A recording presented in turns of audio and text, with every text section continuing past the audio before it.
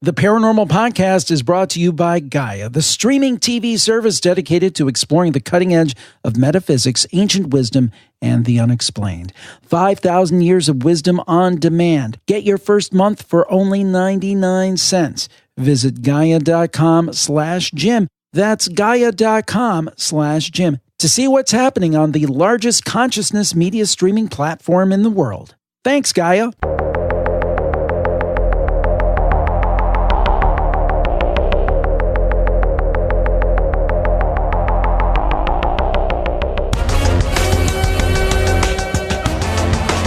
This is the Paranormal Podcast with Jim Harold. Welcome to the Paranormal Podcast. I hope you're having a great Thanksgiving week, getting ready for the turkey, and then on Friday, the incessant shopping.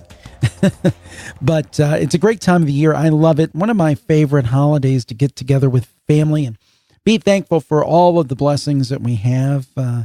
And obviously an very American holiday. So if you're elsewhere, I hope that things are going well for you, and you have a lot to be thankful for as well. And looking forward to our Thanksgiving holiday. And just want to say thank you all for listening to the programs.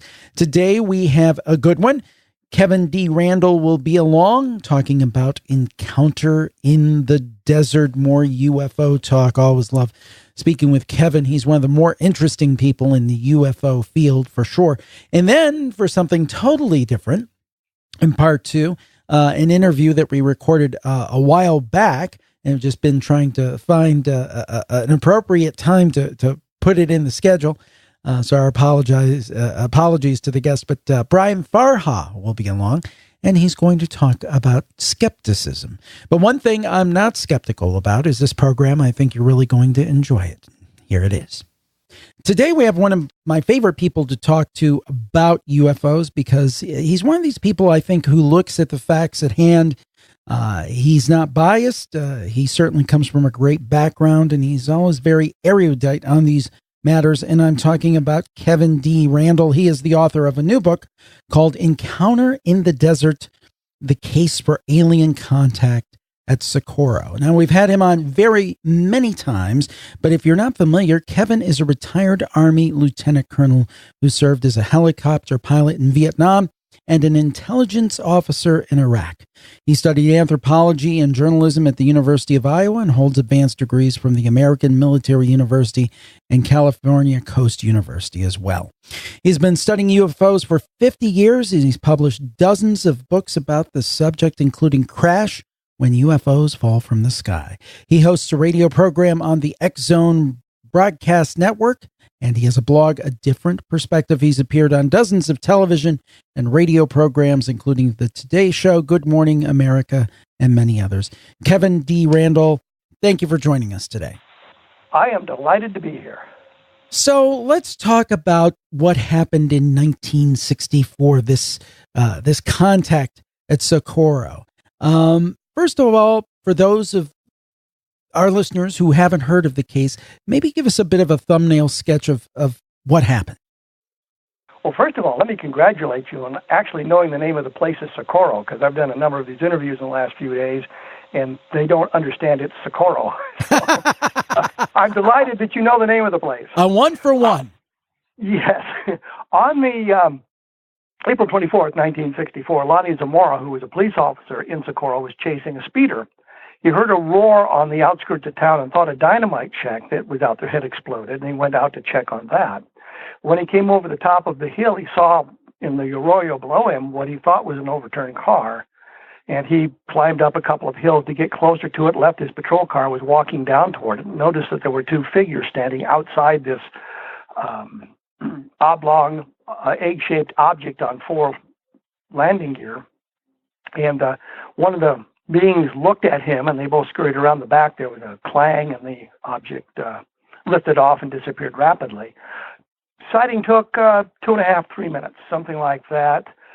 Zamora called for his friend, Sergeant Sam Chavez, who was a state trooper, who got out there within a couple of minutes, but the object was gone. But he saw the impressions left by the landing gear on the ground. It was clear it wasn't excavations. It had something heavy had sat there and pressed down on the soil. And notice smoldering remains of a couple of bushes and some of the scrub grass around there. Within an hour, hour and a half, there are a whole bunch of other people there, including an Army officer, Captain Richard Holder, and an FBI agent, who both of them interrogated Zamora that night. Holder wrote a report about it that went out that night that becomes very critical to the understanding the whole case.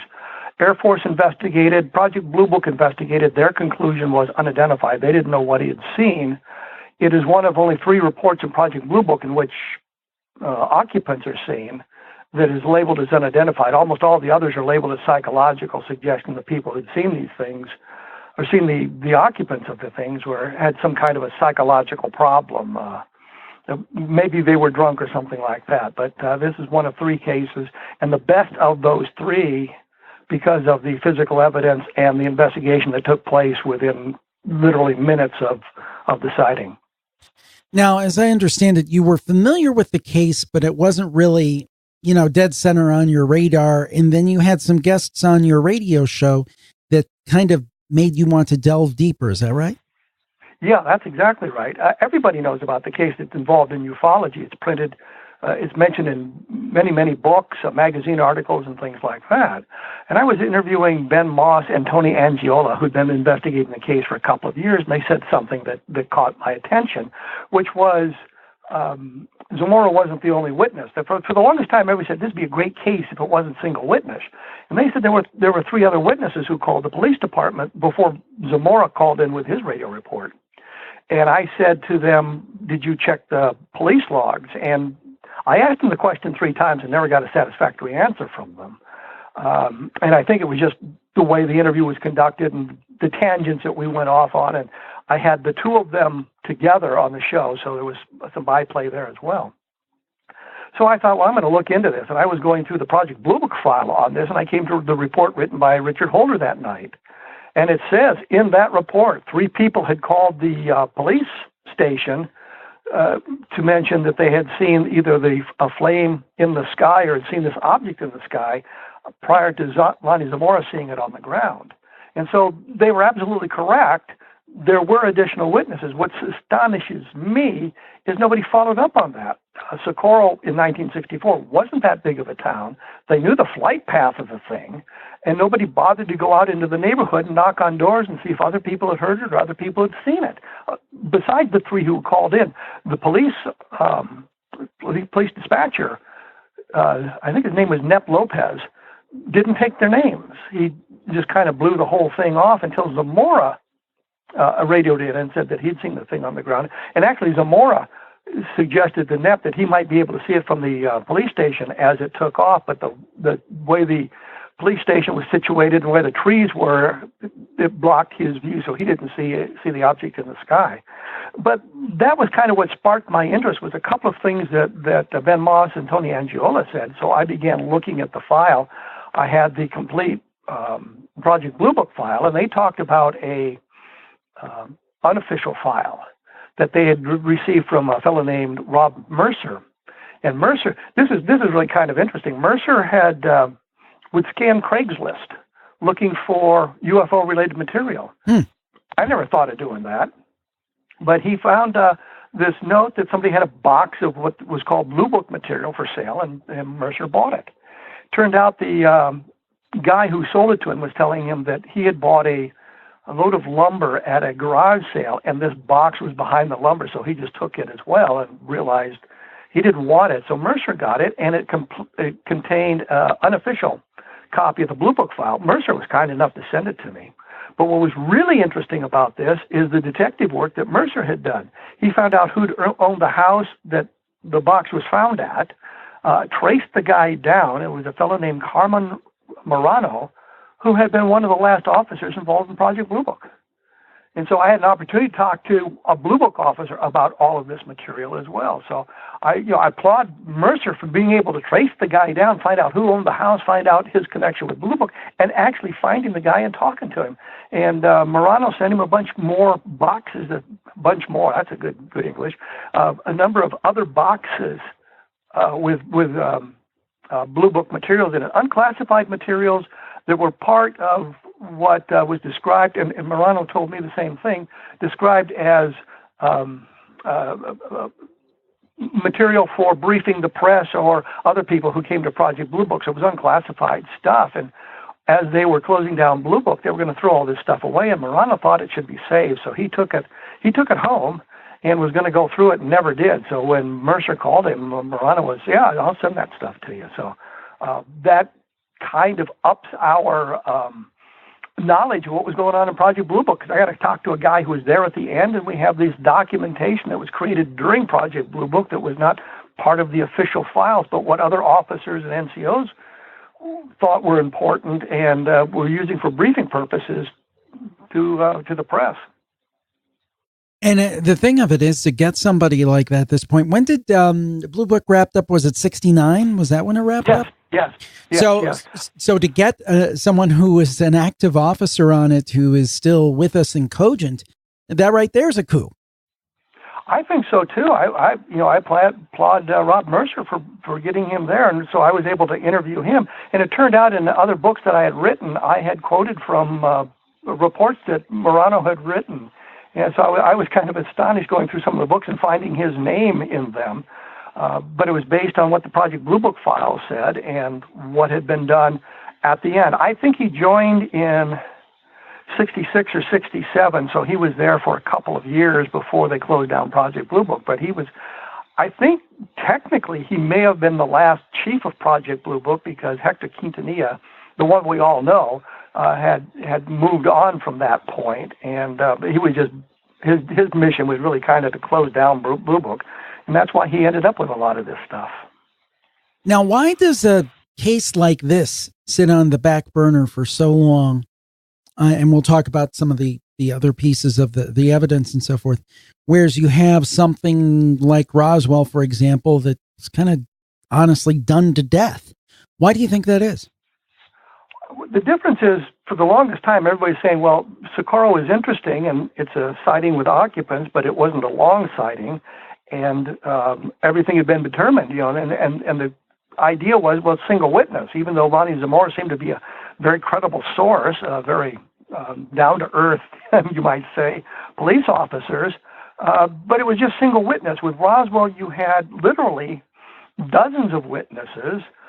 You had some documentation from the military. You had the photographs of the balloon in General Ramey's office. So there was a lot of different places to go and things to investigate and things to look at and other witnesses to be found. But when you looked at Socorro, you had basically Lonnie Zamora until, and I don't remember anybody mentioning these additional witnesses until Moss and Angiola brought it up on my radio program, and I think in their lectures that they do, they brought that up, but nobody had really talked about that. You go to Jerry Clark's UFO Encyclopedia, basically it's Lonnie Zamora. Jerry reports on some other sightings in the area at the time, one of which may be directly related to the Socorro case, but it took place a couple of hours later, and we have the name of that guy as well. But I think that was the difference. There was a great deal of things that could be done with Roswell, and with Socorro, it was very, very narrowly focused. Now, Zamora, talking about him, these are the kind of people I love to hear accounts from, because he seems like a totally stand-up guy. He was a Korean War veteran, as I understand it, had served for a number of years on a police force, and continued to for a number of years. So it seemed like he himself being an extremely credible witness. There is nothing in his background to suggest that he would be a participant in a hoax, other than inadvertently that he was the hoaxed as opposed to the hoaxer. Nothing in his background to suggest that he was at all interested in flying saucers or UFOs. Nothing to suggest that he was prone to hallucinations or anything like that. And I say that because Hector Quintanilla, in his memoirs about the case, had written that he really didn't want to label a case unidentified. He wanted to find an explanation because, as he said, the UFO hobbyist would have a field day with it, and he thought that the answer to the mystery was in Lonnie Zamora's head, meaning he had seen something or observed something that would have explained it had they gotten all the proper information. But he was interrogated by Captain Richard Holder from the Army and an FBI agent within hours of the sighting. I don't know what Quintanilla thought that Zamora could have said that would have explained the whole thing in mundane terms, but that was kind of his point of view. But the real point is, even Hector Quintanilla, who was rabidly, you might say, anti-alien visitation, could find no chinks in the armor, no reason to reject what Zamora was saying. And he spent days in Alamogordo, being located close to Socorro, but Alamogordo and White Sands is where a lot of experimental stuff was going on. And he had top secret clearances, and he had letters saying to the base commanders, show this guy everything he asks for in the search for an explanation, and he couldn't find one. So it says something for Hector Quintanilla investigation of the case, but also it says something for his his integrity for labeling the case unidentified, because he could not find any explanation that made sense to him. So that also speaks to the credibility of Lonnie Zamora. Now, in terms of what Zamora described, he thought what he was seeing was a flipped over car, didn't he? At first, he thought it was an overturned car, and as he approached closer, he thought it was something else. He did radio to the police that he thought it might be some kind of a balloon, but that really makes no sense based on what he'd said. And I think he was trying to find some kind of rational explanation. Sam Chavez, who got out there, thought that Zamora had seen a black project, one of the experimental things, and was afraid that Zamora would get into trouble for talking about that. But there's no evidence that it was any kind of a black project. And the balloon explanation fails for a couple of reasons. Number one is you wouldn't have had the landing gear imprints that he saw, and it took off into the wind. So if a balloon lifted off from that area, it would have gone the other direction than what Zamora reported based on the winds aloft data that was collected after the sighting. And these beings that he saw, how did he describe those? Because I thought it was really interesting. Well, at first when he talked about the beings, the FBI agent suggested maybe not say anything about it because that would open him up to some ridicule. It wasn't that the FBI agent, Arthur Burns, was attempting to suppress information. He was looking out for Zamora in that respect. So while Zamora described them as beings or creatures, or actually said people at one point, although there's a dispute whether he said it, the Air Force documentation has a transcript of one of the interviews with him, and he says people. So what he's talking about, humanoid creatures, he said they were small, either children or small adults. They were wearing white coveralls, and that's really about all that he said. Later on, and you read the newspaper clippings, he said, well, I really didn't see anything. I just saw coveralls down there. But that was kind of his way of, taking a step back from talking about beings. But what he saw were not just coveralls floating in the air, but actual creatures standing on the ground. I think Ray Stanford said that when he was out there with Zamora, Zamora kind of pointed to one of the bushes and said that the beings were about this tall, and I think Stanford measured it at something around 5 feet, which makes them a little bit bigger than most children, but certainly small adults. Now, in terms of Zamora afterwards, now my understanding, he wasn't in any way, he didn't want to get in conflict with UFO people, but he didn't want to talk about this in the UFO context. Is that correct? It's not necessarily he didn't want to talk about it in the UFO context. He didn't want to talk about it at all. The day after, within 48 hours, Coral and Jim Lorenzen from the Aerophenomena Research Organization were there talking to him, and he was. What was interesting is he would tell them about the creatures, but he saw a symbol on the craft, and he wouldn't describe that to them because Holder had suggested he not talk about that. Again, not to suppress the information, but so if somebody else came forward and said, well, we saw the craft and we saw the symbol, and if they couldn't draw the symbol that Zamora saw, then they would know the people were faking it. So it was more of a investigative tool than a suppression of the information. But he talked to the Lorenzens. Ray Stanford got there within 72 hours, 96 hours of the sighting. I talked to Zamora Hynek, J. Allen Hynek, from the Air Force consultant, the Blue Book, and Sergeant David Moody, who was the investigator for Blue Book, were there within 96 hours as well, and he talked to all of those people. But he became very reticent to talk about it, mainly because of the treatment in the newspaper. Some of the things the newspaper said, and some of the things that people were saying in town about him as well. He was very reticent to talk about it. I have a friend, Bob Cornett, who was down there to visit the Very Large Array, which is a big radio telescope out there on the plains of San Augustine near Magdalena. And on a lark, he called Zamora on the phone, because Zamora was in the phone book. He called him on the phone, and Zamora, very friendly, said, yeah, come on out, we're having a barbecue, but we're not going to talk about that flying saucer. So Bob Cornett went to the barbecue at the Zamora house, chatted with him, but didn't talk about the flying saucer. He didn't want to talk about the flying saucer.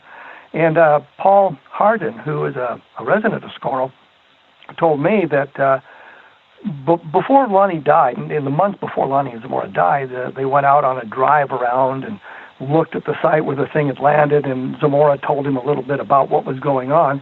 But Hardin feels that it was kind of told friend to friend, and he doesn't want to, or didn't really want to talk about it to me, what Zamora had said. And of course, that's secondhand testimony, so it's not real great anyway. But so Zamora was very reticent to talk about the flying saucers, but I think it was more because of his treatment right after the sighting than that. And I think that he had it in his mind, and I know Sam Chavez thought it was a black project, and he didn't want to get into trouble for talking about the black project. So it's, a combination of all those things. And that's a very good point, because I think people assume that in that time frame, people would have automatically gone to the ET explanation, whereas I think, especially with all the military installations and secret installations in the American Southwest, which is something I want to ask you about in a bit, but their minds might have automatically gone to the military explanation as opposed to the ET explanation. Well, given the location of Socorro, I was going to say the location of Socorro, the White Sands Missile Range, its test ranges go from Alamogordo up towards Socorro, and I mean, it covers, I think, several hundred square miles. And Holder was the uprange commander. It was his duty station at White Sands was actually closer to Socorro than Alamogordo. So he lived in Socorro, which is why he was involved in that thing. But there's a lot of black projects going on there. There was a lot of testing of missiles and other things going on in New Mexico at that time. Some of it controlled out of Alamogordo. I mean, the Holloman Air Force base in Alamogordo, and White Sands. The main base at White Sands isn't that far from Holloman Air Force Base. There's a lot of that going on, and I think it's interesting that Chavez's first thought was not extraterrestrial, but some kind of a black project, something that we were developing in secret. Looking back at it now, I mean, this is 1964, and we're looking at it from 2017. There's nothing that was under development there that we really don't know about at this point. The big secrets from that time frame have all been superseded by the big secrets of this time frame. So there's nothing in the records from Alamogordo or White Sands, and I've got some of those records as well, so I could search through those, and you can, of course, look at it online, and you can email them with FOIA requests to suggest this is what Zamora saw.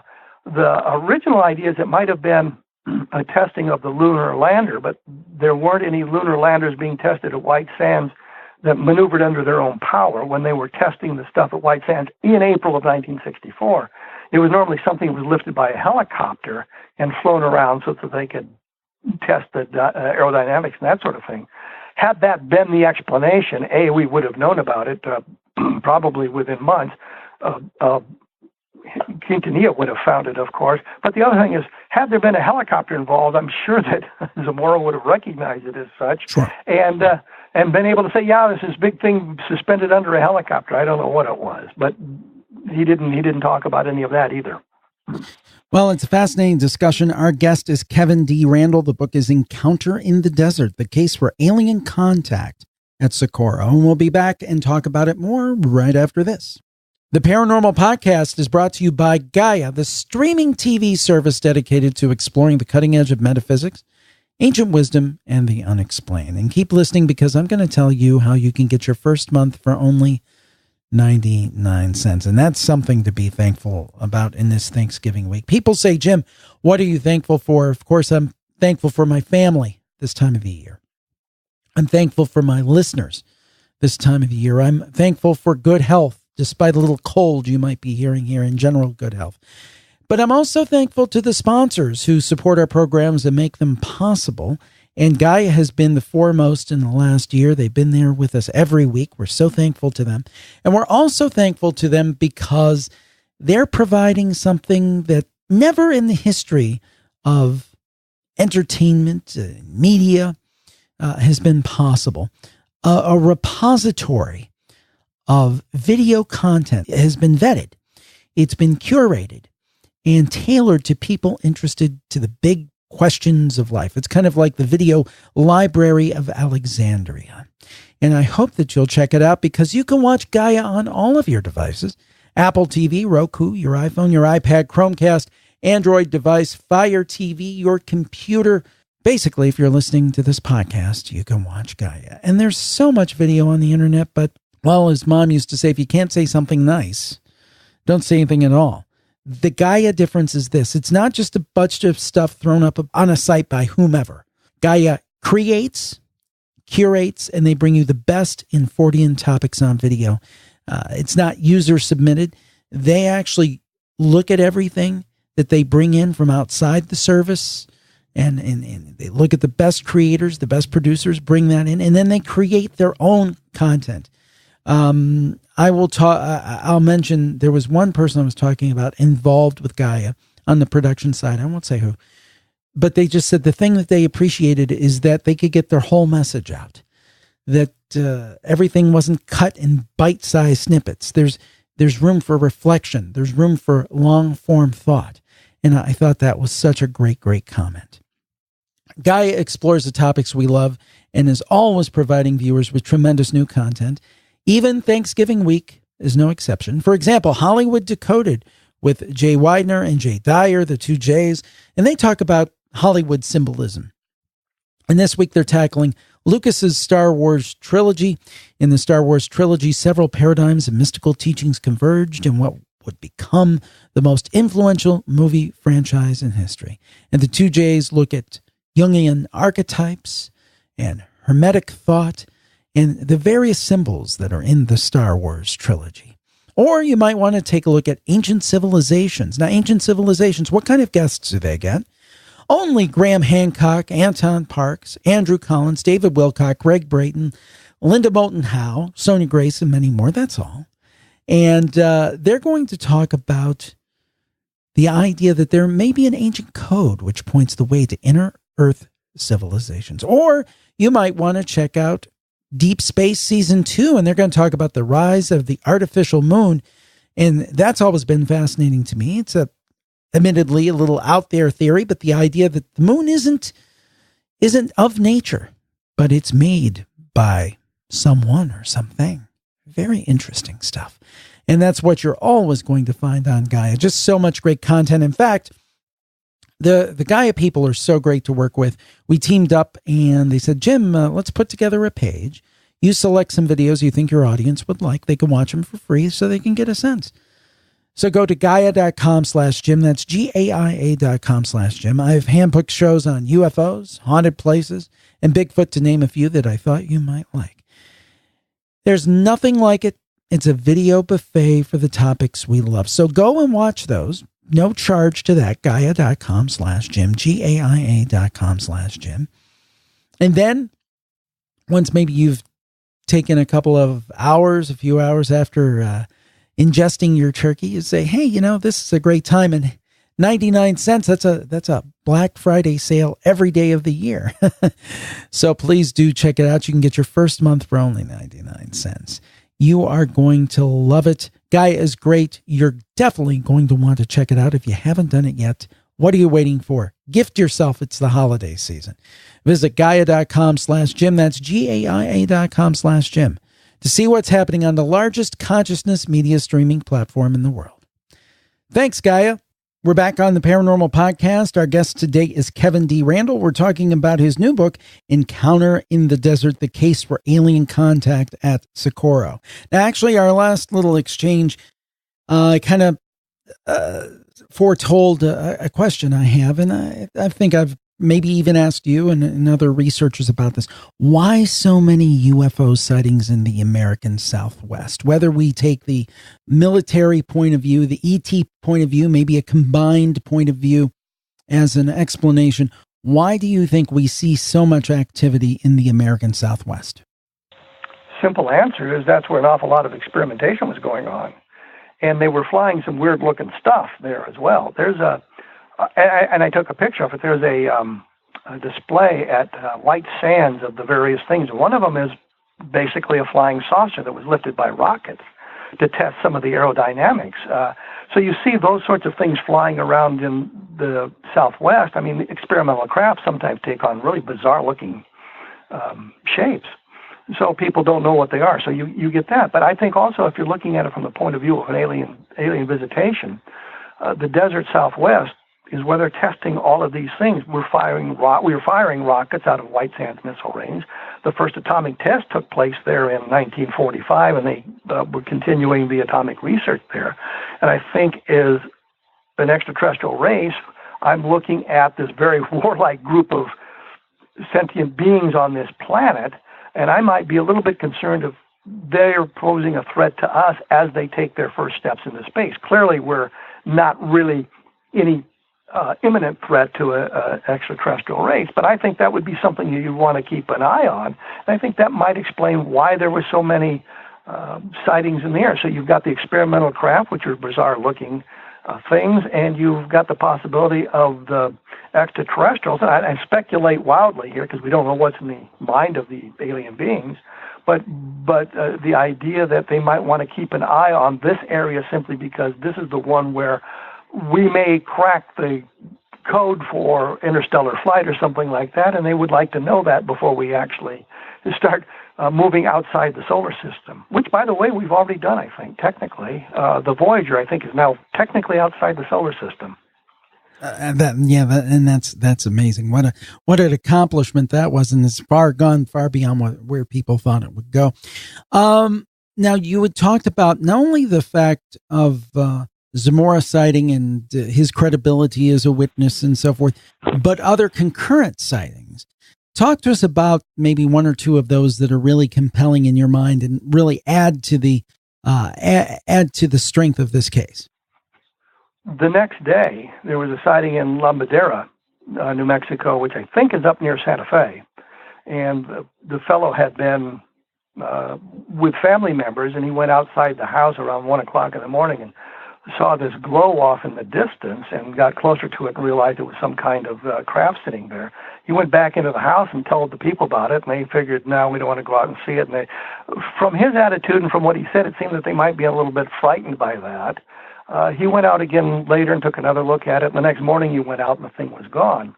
But he called the sheriff and talked to the sheriff about that. This was before he had learned and the sheriff had learned about the Zamora sighting. So it was co-located in New Mexico. It was within hours of Lonnie Zamora seeing the object. It left burned residue as well, including, and which became a important feature, a pop bottle, a soda bottle that had been melted by the heat of the object as it lifted off. There were two guys from Dubuque, Iowa, who claimed that they had seen the part of the Zamora sighting, and they talked about the melted pop bottle. And I'm thinking, they're pulling information out of the newspapers about this before they talked about it. So I discount their report, although it's in the book, because if you're going to look at the Zamora case, you have to look at all the ancillary evidence without kind of ignoring something that doesn't fit into it. So I do mention what they had said, what they claimed to have seen, but also with the caveat that I think it's probably bogus. But the La Madera sighting is not bogus. It's a good, solid sighting. Hynek wanted to go investigate it because he was in New Mexico when the information about that became known, and I think Quintanilla or the Air Force said, no, don't bother with that. I'm thinking if I'm Hynek, I'd have gone anyway because I'm not in the Air Force, I'm their consultant to it. I'm a civilian, so if I want to go to La Madera, I'm going to La Madera. But I think Hynek at the time was more of the skeptic than he became later on, and he just wasn't that interested in following up on that stuff. It was later on, I think the Zamora case was part of the reason that he kind of flipped on the idea that there may be alien visitation. So in that respect, the Zamora case becomes important as well, because it began to suggest to Hynek that, you know, it wasn't a bunch of nonsense, that there was something very credible going on, and it might be of importance to science to determine what it was, whether or not it's alien visitation or something else. Anything we could learn from these sightings to advance our scientific knowledge would be of benefit. Now, in terms of the physical evidence, you talked about the burn residue and so forth. Were there any other soil samples or anything taken? Any sign of any radiation? Anything tantalizing like that? What's interesting is Ray Stanford said when he was out there on the site with Hynek and Zamora and Chavez, Hynek borrowed from him some bags or something to collect samples, which I thought was kind of odd that Hynek wasn't prepared for that. But it turns out that Richard Holder took samples the very night of the landing, and he turned all that material over to Hynek. So he had good samples from within literally hours of the sighting and then a couple of days later. There was a bush that was burned, and there was no evidence of accelerant on it. Chavez said that when he walked down there, although the bush was still smoking, it wasn't hot, which he found kind of odd, and it was only burned on one side. And some of the scrub grass around it was smoking or burned or something like that as well. There was no evidence of radiation, which they found interesting. I think in today's environment, we don't find that interesting simply because I think at that time the idea was atomic engines would be used eventually to move spaceships or launch rocket ships or things like that. And I think in today's environment, we realize that's probably not going to be the way it works. But there was no residual radiation or anything like that. There were the depressions on the ground that I talked about, and soil compression analysis done suggested it was something very heavy sitting there, as opposed to a hot air balloon or whatever they thought it might have been. There were 4 landing gear impressions. Philip Glass, the great skeptic, and I remember the picture in his book, used knitting needles in a scouring pad to show how asymmetrical the landing gear was. And my response to that was, there's no reason why the landing gear has to be symmetrical. We'd make it symmetrical, but that's humans. Maybe a alien race isn't that interested in symmetry. But the other thing is he didn't correct for the terrain. And I think if you corrected for the terrain, then the landing gear impressions was much more symmetrical than he thought. But there was that. I don't remember was Holder or Chavez or who suggested they put rocks around the depressions to kind of protect them, and they were there for literally months later. Good photographs in the Project Blue Book file, which I was able to make use of. So there's photographs of the landing impressions in the book as well, and like that. So what we have here is a case where we've got eyewitness to the landing. We have landing traces. We have other sightings around there that kind of relate to it. So we have multiple chains of evidence, which makes this a much stronger sighting than when you just say, well, Lonnie Zamora was single witness. Yeah, well, we got landing traces, we got the other sightings, we got other witnesses.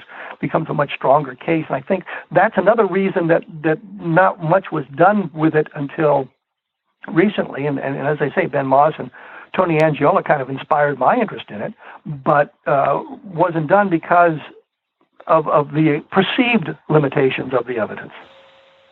Now, I think many people who are new to the field or have just been involved for a fairly short amount of time, or even some have been involved a couple decades, don't remember or realize that Roswell, did not become a thing for, over 30 years. Then you have Stanton Friedman doing work in the Charles Berlitz book and so forth in 1980, and then it really takes off.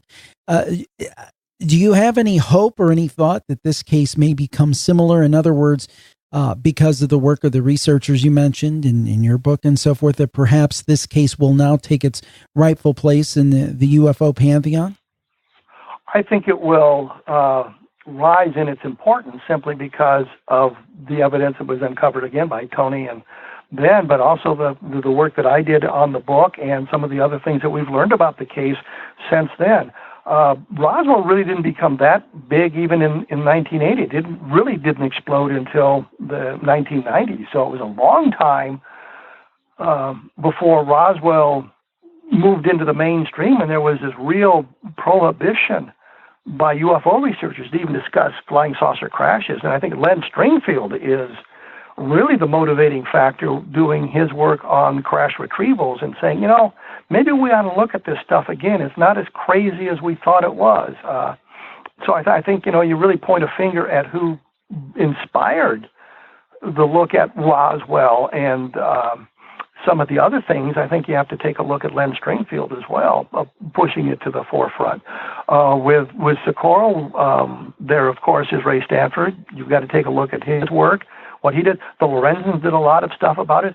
Everybody reports on the case, but in their books, but they all kind of follow the same path, and even report some of the fallacies that had grown up around the case that we all, and I say we all, Ben Moss, Tony Angiola, Ray Stanford, and I have been able to kind of put to bed because of the research that have been done by all of us. As we close out here, is there one more little piece of evidence or something you think is really tantalizing and interesting that might whet the appetite for our audience to look into this further? I think the argument over what the symbol that Zamora saw, and that's taken on quite a life of its own, based on, I guess, the attempts by Holder to make sure that they kept the one symbol secret so that they could identify people who were making stuff up. And so there's a controversy about what the symbol actually looked like. And it's become, for those of us really into the weeds on Socorro, it's become a point of great debate. I think it's pretty well solved based on what the records show. But there is a discussion about that. And I think that's, and Roswell has the same sorts of things where people go off on tangents and looking at some of the smaller aspects of it. Vic Golubic, for example, spent a couple of years trying to trace down the nurses based on the name given by Glenn Dennis, for example, which is a wonderful piece of research and very important to the case, but it's really kind of a side issue. And with Socorro, the symbol is kind of a side issue. What's important is you have a craft that landed, you have the beings from inside being seen outside, you have multiple chains of evidence, and you have a case that the Air Force investigated, and even though they were predisposed to write all these things off as some kind of psychological problems, this is one of the few that they labeled as unidentified that involved a landed craft with the alien creatures being seen. Well, it's a great discussion. I think if you are into UFOs, you owe yourself to check out Encounter in the Desert, the case for alien contact at Socorro. Kevin D. Randle has been our guest. Kevin, where can people find the book? Book at Amazon, of course, naturally. Everything's at Amazon these days. If you buy the book, hey, write a review. I'd appreciate it because it helps induce other people to buy the book. You can find information about it on my blog at www.kevinrandle.blogspot.com, and there's a couple of links there that you can link to the book, so you don't have to search hard for it. But that's a way to get more information. And I have discussed some of these things about the Socorro case and a lot of other cases on the blog. I've been running the blog for more than a decade, so there's a lot of good information there. The big hullabaloo on the blog at the moment is the Curse of Oak Island. Something that I find fascinating, but it also draws an awful lot of people into it. So if you're interested in Oak Island and those sorts of things, there's information there about that, but most of it deals with UFOs. Our guest has been Kevin D. Randle. The book is Encounter in the Desert, the case for alien contact at Socorro. Kevin, thank you for joining us today. Thank you for the opportunity. Appreciate it. Well, that was certainly an enjoyable show with Kevin. We really did appreciate his time and his insight to Encounter in the Desert. Now, before we get to our next segment, I wanted to tell you our Paranormal Plus sale that's going on, Paranormal Plus Club. You may know it's a way to access all 1,400 of my shows. And we have a Thanksgiving/Black Friday/ Cyber Monday sale going on. And all you have to do is go to JimHaroldPlus.com. That's JimHaroldPlus.com. Click at the orange banner there, and it'll take you to our sale. And what do you get if you become a Paranormal Plus Club member? Well, you get access to the entire back catalog, including 1,400 episodes. Many of them have never been on the free feeds. You get the back catalog of The Campfire, which I know people love, the back catalog of the Paranormal Podcast going back to 2005, and you get 8 exclusive podcasts you do not get on the free feed at all every single month, and more. Check it out at jimharoldplus.com. Click on that orange banner, and if you do, you'll notice that you get 25% off your first year or 50% off your first month. I hope you will check it out at jimharoldplus.com. That's jimharoldplus.com. And now we're going to talk about skepticism with Brian Farha. Well, I think we're going to enjoy our next guest. From time to time on the program, we try to have skeptics on. We've had skeptics of note, including Dr. Michael Shermer, Joe Nickel, Ben Radford, and others, because I think even if you're coming from the believer perspective, and I call myself a skeptical believer, but I am a believer, that it makes sense to kind of look at the other side of the coin and get the other perspective and maybe take some things from it and hopefully communicate some things to the other side that, and I'm not talking about the other side, I'm talking about the skeptical side, that maybe those folks will listen a little bit. We have to listen if we want them to listen. So I'm so glad to have Dr. Brian Farha on the line. He is a college professor in behavioral studies and been so for nearly 30 years, including over a decade teaching paranormal skepticism. His work educating people about human behavior has been recognized by such media outlets as CNN, Time.com, the National Geographic Channel, the Christian Science Monitor, the Huffington Post, and A&E.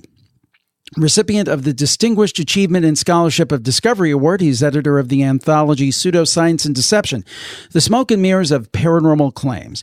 He also has numerous publications in periodicals such as Skeptic and Skeptical Inquirer. He was named a scientific and technical consultant to the Committee of Skeptical Inquiry in 2004 in recognition of work in science and skepticism. A contributor with the Huffington Post, he earned his degree of Doctor of Education in Counseling Psychology from the University of Tulsa. Dr. Brian Farha, welcome to the program today. Welcome. It's my pleasure. I'm glad to be here. You mentioned Michael Shermer has been a guest. And you mentioned my book. He wrote the foreword to my book. So I'm happy you've had him and Ben Radford and some of the Joe Nickel and some of those on as well. Well, it says a lot about you to have several of us on. Well, here's my feeling. I think we disagree on some key points, but that's okay. I think that part of what we try to do on this show is open people's minds to different possibilities, and one of those possibilities might be that we're all wet. So let me ask you that. I mean, let's put aside now, in any field of endeavor, and I posed this to a psychic once. I said, there are charlatans who are psychics, and he said, well, yes, but they're charlatan radio hosts, and he was actually right. I'm sure that there are. So let's put aside people who are doing this disingenuously, people out to take people, because I feel it's a small percentage, but there's a percentage of people out there that do that, unfortunately. But for those of us who are really believe that there is something else beyond what you can weigh on a scale and measure in a test tube, where are we getting it wrong, in your view? Well, because you said the word belief, and it is exactly that. It is in the belief system. I can't prove that there's no such thing as anything paranormal, but I will tell you something. Let me give you a reason why I think. If there's any reason for optimism here, I really don't think there's anything paranormal that can be confirmed. But that doesn't mean that I'm claiming or making some proclamation that it's all BS. It might all be BS, but I can't prove that. But, there are areas like, now I'm not into the UFO thing. Right. But, if there is a single-celled organism, just so much as a single-celled organism, on a distant planet in a distant galaxy, technically, that means that aliens exist.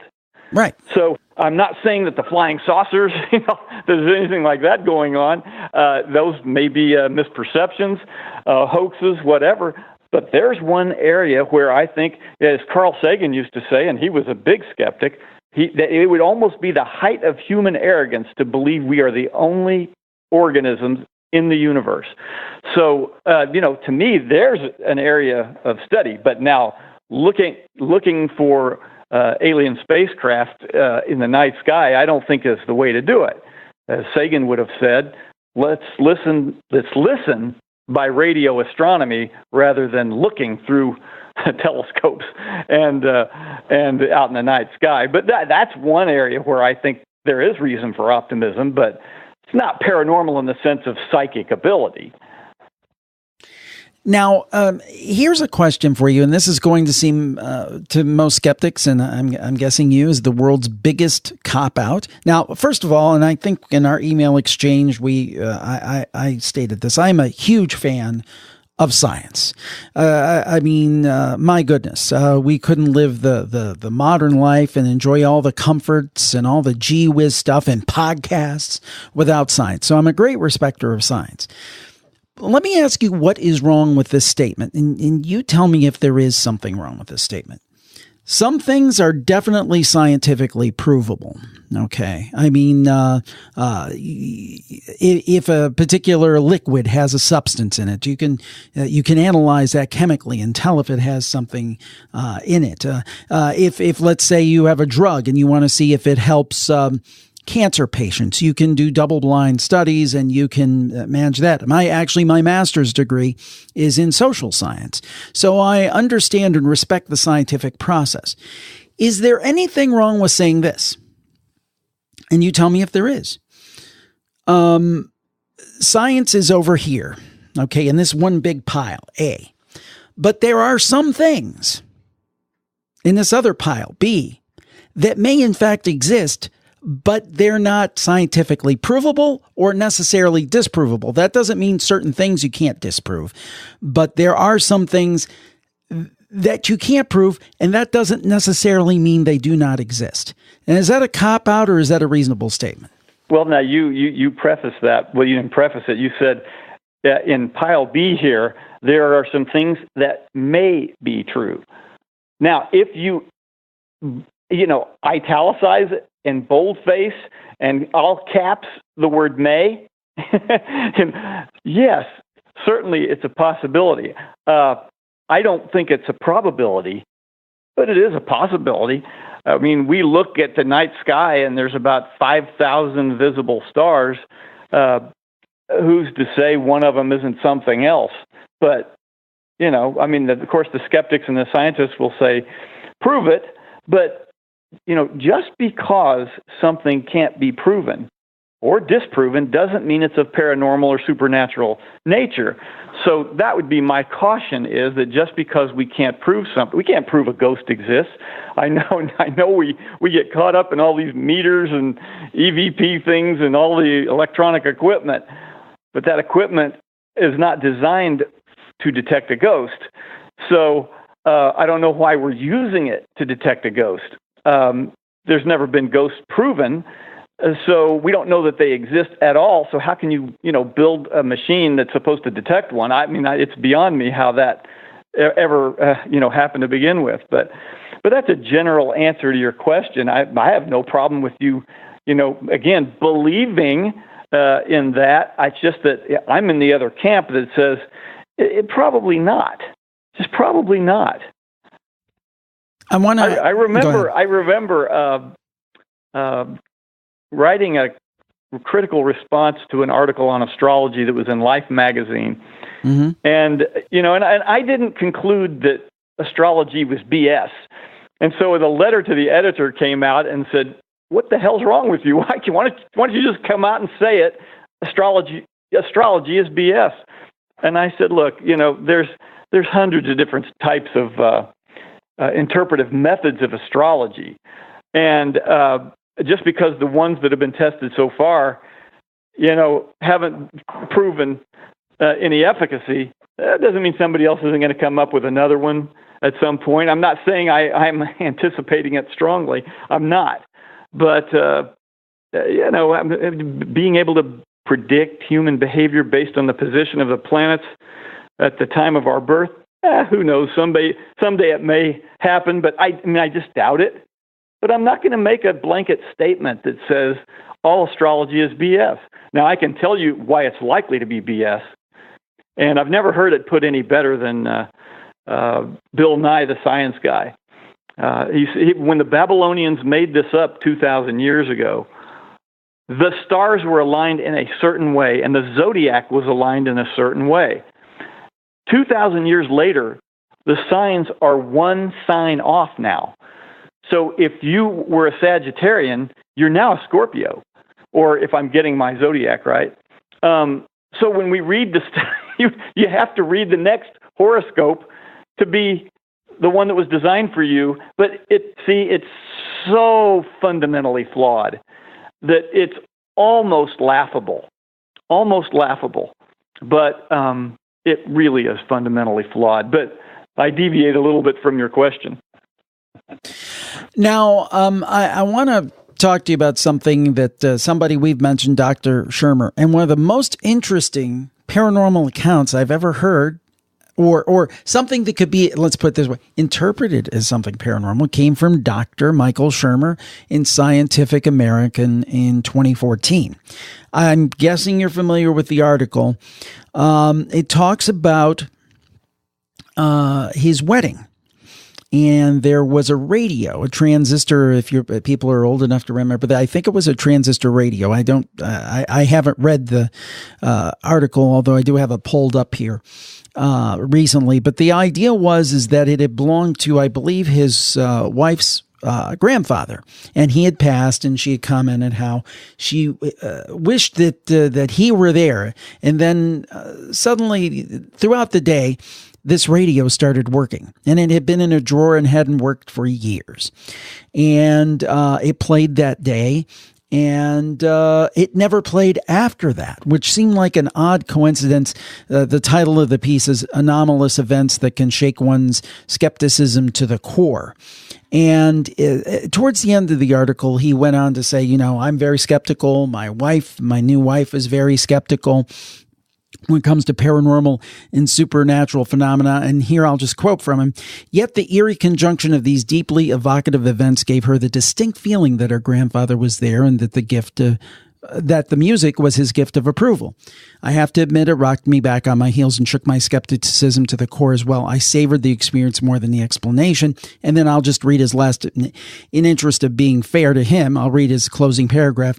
The emotional interpretations of such anomalous events grant them significance regardless of their causal account.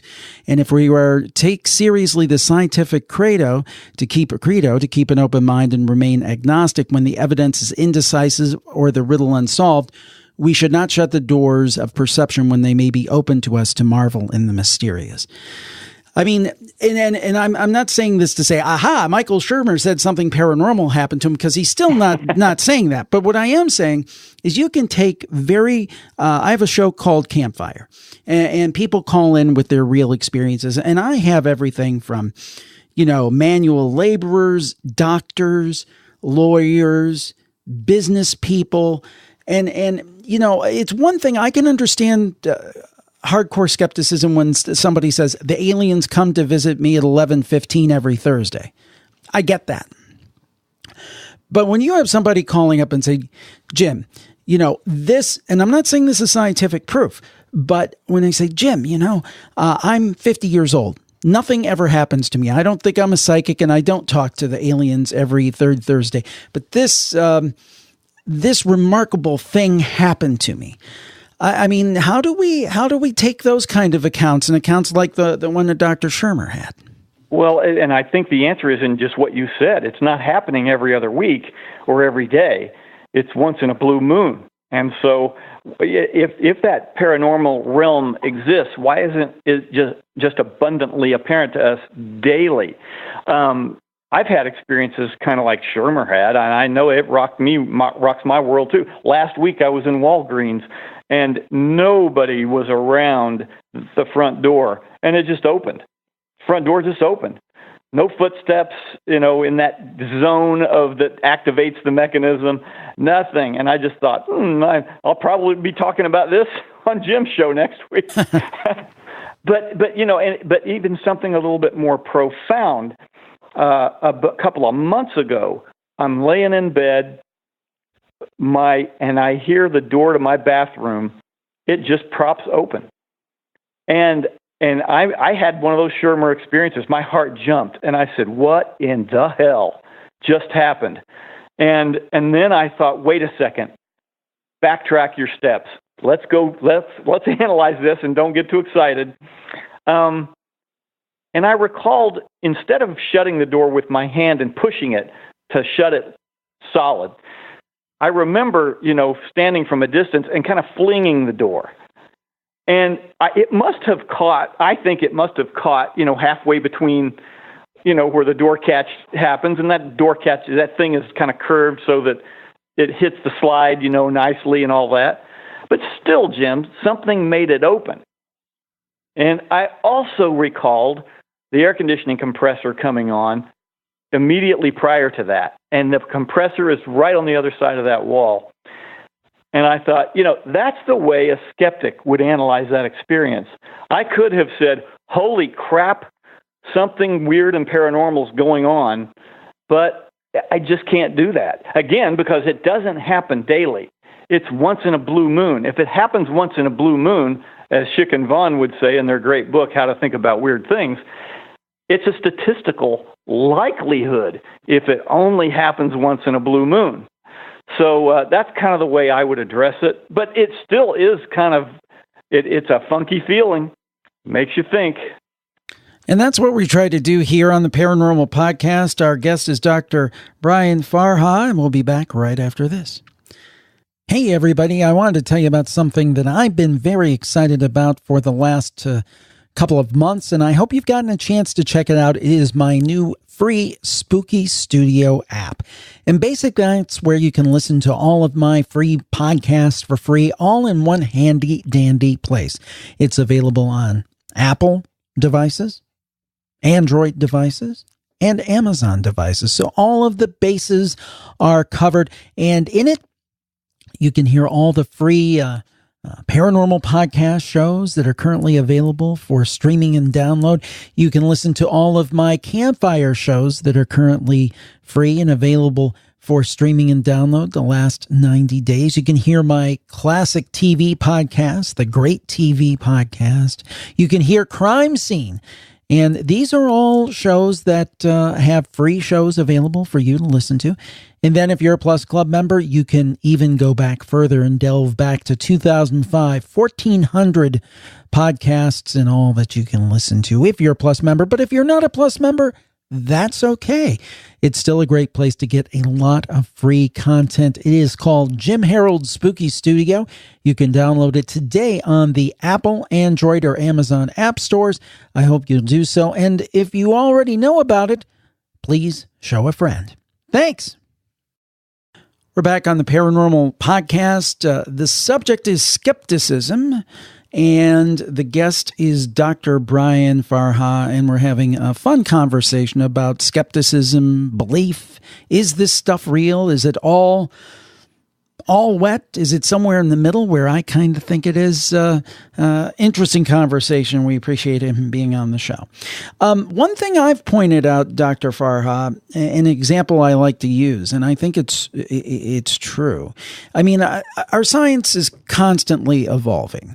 And again, I am not a scientist. I'm a layperson, so forgive me.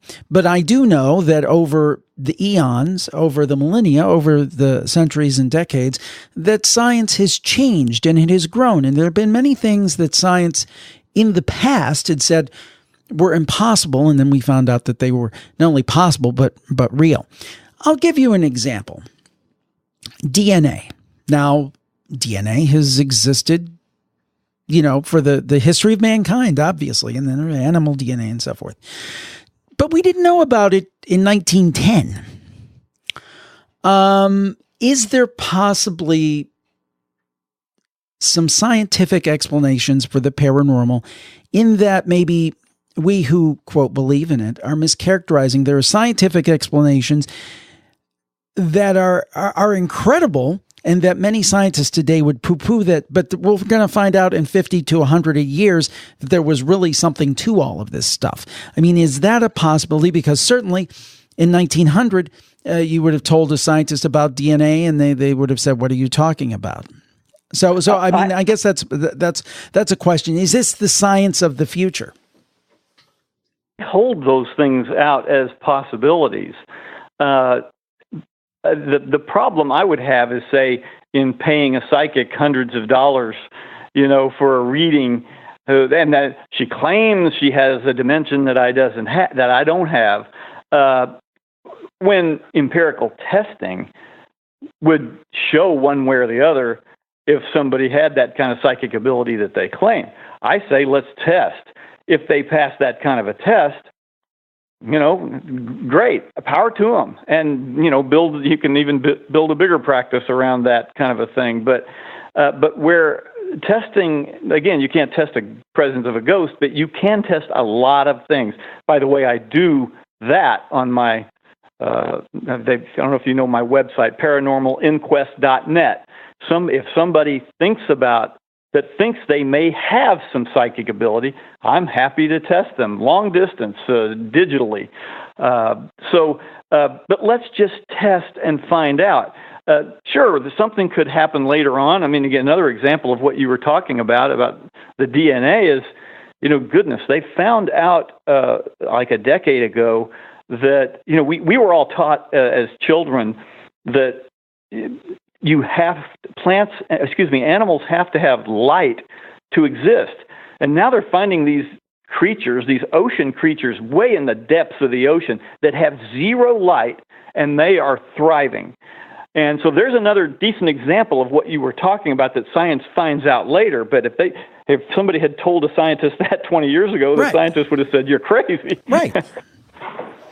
No, and that's the thing. I mean, see, this is a double-edged sword because on one hand, I think it's very hard to, for example, I'll give you an example. I've met a lot of ghost hunters and that sort of thing and interviewed a lot of them. And, I respect them. I'm not going to cast aspersions, but I think when you talk about proof of a ghost or proof of something, that to me speaks to scientific proof, and that's a very high threshold. And I kind of doubt whether someone can prove that. So now that would sound like it's very much from your viewpoint. That's a very skeptical viewpoint. But on the other hand, I would say, let's say that you have a psychic. I don't know that that's something, and I'm not saying that all psychics are legitimate. I think it's like, as I said before, they're bad car mechanics. And I think there are people who slap up a psychic sign and perhaps try to take advantage of people. And we even say that when we interview skeptics, be careful out there, because if people are asking you for large sums of money and those kind of things, I think you got to be really, really careful what you're getting yourself into. I think it's a buyer beware situation. However, we have psychics on because I happen to personally believe that some people do have psychic gifts. Do I have scientific proof for that? No. But on the other hand, getting back to my other point, on the proof question, I think it's very hard to, quote, prove existence of ghosts. I don't know that I've seen anything that to me that proves it. Now, do I think that they exist? Yeah, I think they exist. Do I think they exist every time they're claimed to exist? No. But here's the other thing. Okay, let's say you have somebody who legitimately believes they have psychic gifts and is not running off to the funny farm. A pretty reasonable person believes they have psychic gifts. Would it be a possibility, and I know I'm always dealing in possibilities, to say that, let's say that they have shown things anecdotally that hold out some promise, and it's a person of goodwill and they're not insane or anything like that. By saying, okay, now we're going to put this on a scientific scale. Does that kind of, and this may again seem like a cop-out, but does that kind of change the act of observation changes the observed? In other words, the act of measurement skews the result in such a way that it's going to be inconclusive. Well, but there's no way to measure if a ghost exists, so I don't know how you make it to the scientific level. I think that's why the whole if you want to call it a discipline or pseudo-discipline, exists is because, is thriving right now, television shows, everything, is because since we can't disprove it, there's more people who believe in it. And so that one is an area that just thrives. I mean, it's better than the psychic thing in that regard because we can test a psychic a lot easier than we can test a ghost.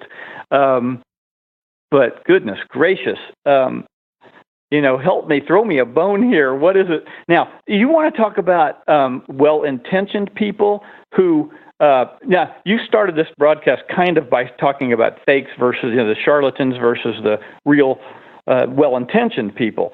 Here's where I'll throw you a little bit of a bone. I don't believe that fortune-telling is accurate.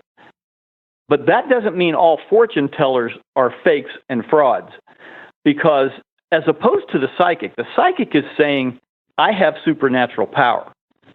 But the palm reader or the tarot card reader is saying, I was trained to do this and read the cards this way, so that's what I do. But their clients give them confirming feedback, so they believe in it. There are some people who do that kind of fortune telling who are not frauds, but what they're doing is really not accurate. The positive confirming feedback is due to something else. I don't know if you've heard of Ray Hyman. Ray Hyman was a psychologist. Ray Hyman put himself through college at Oregon, in part by becoming a palm reader. He read the manuals. He interpreted exactly the way the manual said to read. He got confirming feedback from his clients, and he said, wow, this crap is real. His friend bet him if he will interpret the opposite of what the manual says, based on the lines on the palm of the hand, that he will still get positive feedback. And Ray said, you're crazy. And his friend said, just try it. He tried it, and his friend was correct. And Ray's conclusion was, it doesn't matter, it doesn't matter what the manual says. It matters how well you convince your client that you know what you're talking about. And he became a psychologist, got a PhD in psych, and educated his students to learn the skeptical method. I mean, it's really an interesting story, but he started out a very well-intentioned palm reader. So I think there's a difference between some fortune tellers and psychics, because I think all psychics are saying, I have supernatural power. That's a different category entirely. Now, we as believers, now, probably if you had your druthers, you would say, well, come over on the skeptical side. The water's fine. This is where you probably want to be. But knowing that a lot of us aren't going to do that because we have a great belief, how would you think that maybe we should incorporate some healthy skepticism into our view of the paranormal? Well, in the view of the paranormal, I thought you were going to say in life. I can answer that one easily. Both. Well, in life, here's what I think I said this in the introduction of my book. I said, why is it you would not buy a car unless you had, used car, unless you had the hood checked, everything checked, you test drive it, you have a mechanic look at it. But when it comes to the paranormal, we just don't seem to have much of a problem saying, yeah, that must be paranormal. But we give it all kinds of scrutiny if you're selling a used car or you're buying a used car. And so why don't we incorporate that? And when you start thinking skeptically like that, now all of a sudden you're doing some other things like, let me delve in and maybe I can pick a better school for my children. Start thinking skeptically about, these various schools. What are the reviews? What are the ratings? What are people saying? What are their policies? And, you can become a price-conscious shopper when you think skeptically. But when it comes to the paranormal, wow, we just seem to abandon it. But if you want to address what you just said to the paranormal, I would say analyze all options before drawing a conclusion. When you hear a noise outside your house, you don't have to conclude that it's a would-be intruder. It could be a branch fell off your tree. I live in Oklahoma. It's so windy over here. There's things knocking into my house all the time. And I just can't jump to conclusions when I hear that. And as I said, that example I used with when I was in bed and the door closed and open to my bathroom, easy to jump to a conclusion. But everybody just needs to take a deep breath, calm down, and analyze critically. Now, I also would say that we don't want to poo-poo things either, because some things, like you hear a noise outside the house, we also don't want you to dismiss and say that's not a would-be intruder, because it might be. So definitely check things out. But this is a fascinating realm that we're talking about, and I could think of more examples of things that are spooky. The Shermer example you gave was really intriguing, and I did read that in 2014. But notice that there wasn't a conclusion that that was something of paranormal or supernatural origin. But his wife certainly had that feeling, and he did too. Yeah, that was, and I give him credit because there's a lot of people who are very strong in a particular camp that might not write something like that. I give him a lot of credit for writing it, and I think he tied it up about as well as he could from his perspective. Because if he's go ahead. Jim, how about this for giving credit to somebody? As you know, a lot of skeptics are agnostics or they're atheists or that kind of a thing. Martin Gardner was a great skeptic. He had a column in Scientific American for a quarter of a century, part of the origin of the skeptical movement. And he wrote an article one time, and it's called Confessions of a Skeptic. And he said, I can't tell you that, that there's a God, capital G-O-D, and the Bible is true and all that. But, he said, I just don't think the universe is an accident. I just don't think it's an accident. I may be deviating from my skeptical colleagues here, but, I just can't go down that camp. And, I gave him a lot of credit for that. Yeah, and I happen to agree with him. I think, to me, more than, and this might make me, because I grew up in the Christian faith, and ostensibly I'm still the Christian faith, and I hold to most of its tenets, but to be honest with you, the reason I believe in a great maker is not as much religious belief as just what I think of as common sense. You look at the tolerances of the temperatures that we need to exist within. And if it goes relatively small amount one way or the other, see the current climate change situation, we're in a heap of trouble. I mean, did that just happen by an accident? I personally don't think that that's possible. And that's not even to talk about all the little biological nooks and crannies that are involved in our existence. But that's another conversation, but I'm certainly with him on that. Well, let me ask you one last thing, and then we can tell people where they can find everything you do, because you've been very kind in coming here and, being in I wouldn't say enemy camp, but being in the other camp and talking with us very kindly. I'll give you an example. I interviewed maybe a couple months ago a doctor, and he wrote a book about physician stories of the supernatural, essentially. These were weird happenings, and the thing that really struck me about this book is I think every physician except for one used their name. So it wasn't like Dr. Bill from Minneapolis. It was like Dr. Bill Johnson from, I mean, they said, this is something very strange that happened with a patient. And whether somebody was like doomed to die and against all odds, they made it, or whether a near-death experience, different kinds of stories like that. And this doctor, to look at him, we actually interviewed across Skype, and he was on video. And this guy is in his 60s. He looks like he comes out of Central Casting, so level-headed, said that he, if I recall correctly, the gist of it was he wasn't a big believer in this stuff, and then he started talking to other doctors, and once he started, doctors would say, well, this happened and that happened, and it defies logical explanation. I'm not saying that rises to the level of scientific proof, but when you've got people like this who have their our lives in their hands, and they have nothing to gain, everything to lose, I guess the question is, Dr. Farha, what about the stories? What about the stories? Well, I'm going to go back to the issue of, is it happening on a regular basis, or is it once in a blue moon?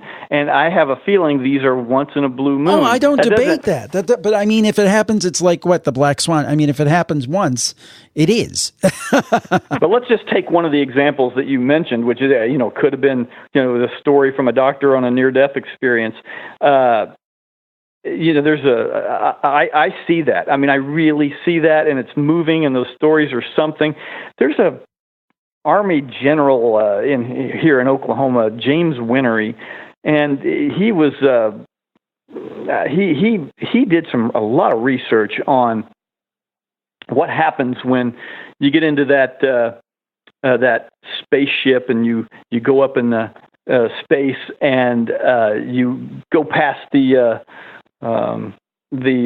whatever that zone is, that reentry zone, and his research concluded that those folks went through a similar near-death experience, and it was almost identical. And they're going through the tunnel and then feeling blissful and wanting to go back through again, and all of that. Why'd you bring me back?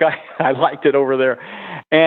But it was a hallucination thing that happens when you get into that zone outside the atmosphere.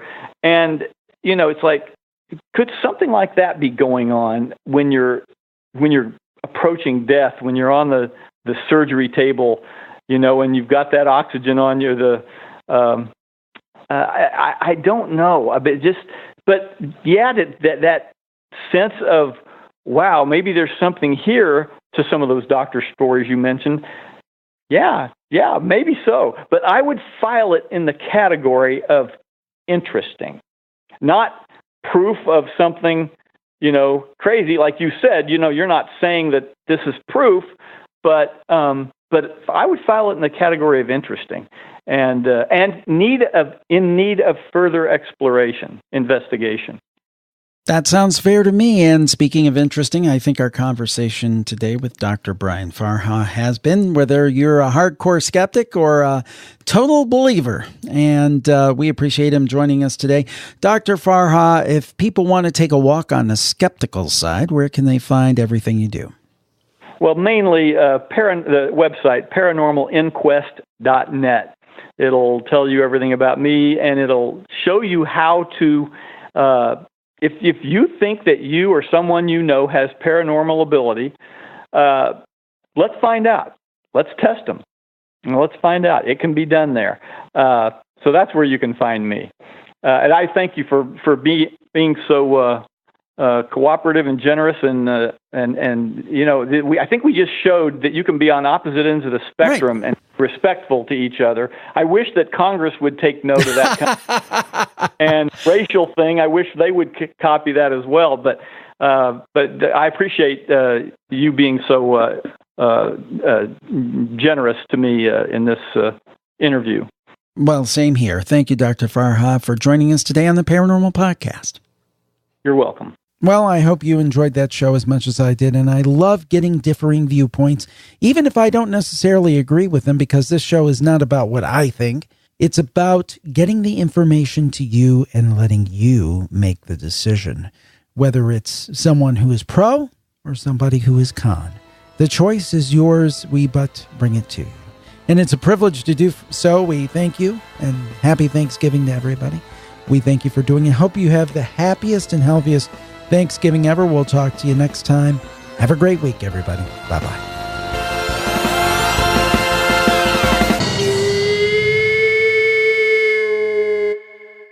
Now for the legal disclaimer.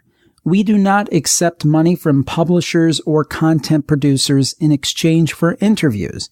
However, as with most media outlets, in the majority of cases, we do receive complimentary copies of books and DVDs that we feature on our podcasts. Your purchases of books, DVDs, and other items via our Amazon.com links benefit Jim Harold and JimHarold.com and help us continue our programming. The sponsor messages you hear on the programs are paid endorsements, although we really do like them. For the full disclaimer, go to JimHarold.com, and thanks for listening.